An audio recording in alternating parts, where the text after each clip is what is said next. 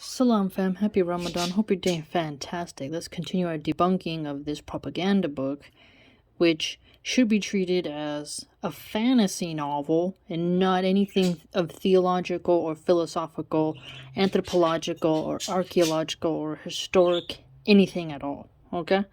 And let's demonstrate it, because we got people promoting it as if it's fact, and, well, it's spreading nonsense. So, on page 119, this sophist says about white people, they lost all knowledge of civilization. So, this is something clever that he does. Again, as I have mentioned, the loser Peckerwoods, neo-Nazis, make this charge against the nations that were subjugated during colonization and war. So if you notice, supremacists constantly have to, whatever race they happen to be part of, they always want to minimize their enemy. And that kind of shows you how their psychology is, because if you know you are strong, you need not minimize your enemy because you want the glory of taking down a strong enemy. But with someone who has an agenda, they want to use language of like insect or subhuman, they want to really degrade to the point of disgustation against their opponents. That's how you know someone is not really the noble type of conqueror. They don't really have the energy or the fortitude to bring down something powerful, so they must minimize their opponent. And that's how you know someone is being tricky, right? So when he says they lost all knowledge of civilization, he's really trying to make you think of them as barbaric, backwards bimbos. And it's like, you must degrade for you to rise. Why not elevate them and elevate yourself? You see what I'm saying? He continues, the Lord, God of Islam, taught me that some of them tried to graft themselves back into the black nation. He has no fear of Allah here, right? He says, taught me. He's really just very heretical. Got no shame in just adding things into Islam and making things up. He does not fear Allah. Any Muslim who takes 2 seconds to read a tafsir would clearly get up and have to leave. You would have to leave. You'd be like, man, this guy is just, anyone who follows him is so ignorant, it's quite ridiculous. You cannot, and even scientists would say, graft back into the black nation. He uses these words of grafting as if there's like burn patients and they're taking skin and itching it back on and stitching it up as they do, or whatever, the process goes for burn victims. But he really puts black against white so heavily. He's utterly obsessed. He continues, but they had nothing to go by. A few were lucky enough to make a start and got as far as what you call the gorilla. So right here is a very clever trick he does. The gorilla point is something that the idiot white supremacists say against African Americans. Further, others have argued that Darwinism, which promotes apes evolution type of thing, even though anthropologists would say it's not that simple, don't reduce it down to monkeys and apes and such as the form of the evolutionary trail, and leave out hominids and Neanderthals and all the other formations of evolution, they would argue. But he mixes. So he mixes Christianity, science fiction, Islam, hatred, and evolution. He just said that white people are descendants of gorillas. I always find it strange why so many groups want to point the finger at each other as being apes.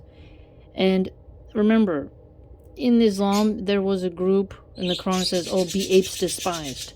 So what does he do here? He takes something Quranic and also something of the evolutionary Darwinists and says, actually, only white people are descendants of gorillas. And an anthropologist would kind of giggle and say that is an oversimplification of natural selection and genetic spreading.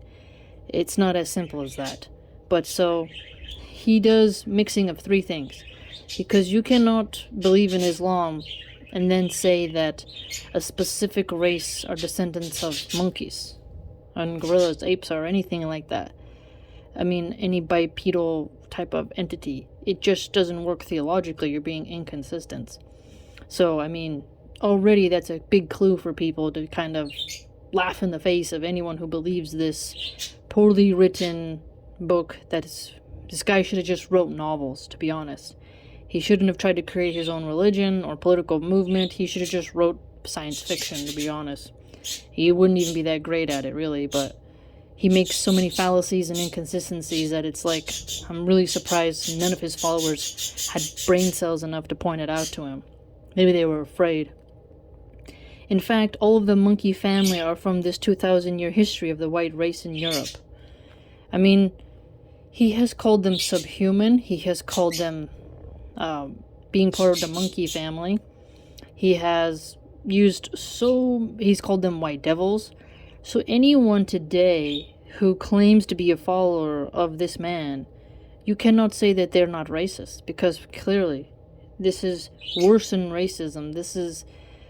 I don't even know if there should be a new word invented, something worse than racist, because he doesn't just think that black people are better.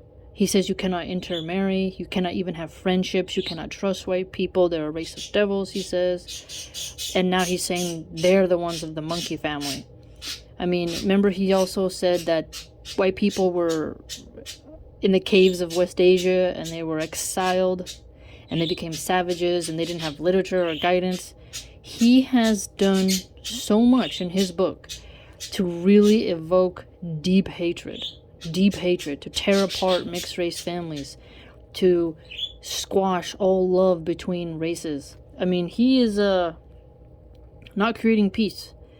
He's transgressing the limits of human decency, number one. He has been scarred deeply. And a man who would write a book like this, he has witnessed something that turned his heart so hard to where mercy has exited the building. And if someone does not have mercy, they will become a pharaoh. I mean, think about what Pharaoh did, right? Oh, well, they're just slaves. They're Hebrew slaves, so we'll take their babies and toss them into the Nile. Let the crocodiles eat them. Any tyrant who is, an obstinate tyrant loses mercy for children. And he, even in his book previously, slanders little white children. So if you can speak hatred and harm against little innocent children, and then you say things like monkey family, they're savages, they're subhuman, they're only grafted from us, but they're not us, they're devils. I mean, and then he says that Allah only created white people to be destroyed. I mean, he has used language here where this man, if he was in front of a psychologist, you start to feel a little bit pity, like, what happened to you, man? Is there no person whom you've met who was white, who was good? What has been done to your soul to where you have been so warped with hatred, infected with malice? It's just really depressing. And then to want to be so filled with hate, and then to write books and to want to create a movement, it shows you that he is not divinely inspired at all. What's interesting is that he constantly says that Allah speaks to him and sends him, messages in his mind, and that he's a messenger, but there is no way that this man is divinely inspired with anything holy or virtuous or honorable. And just the fact that his theological inconsistencies are all throughout the book and his sophistry should let anyone know, but I thought I would share this with you.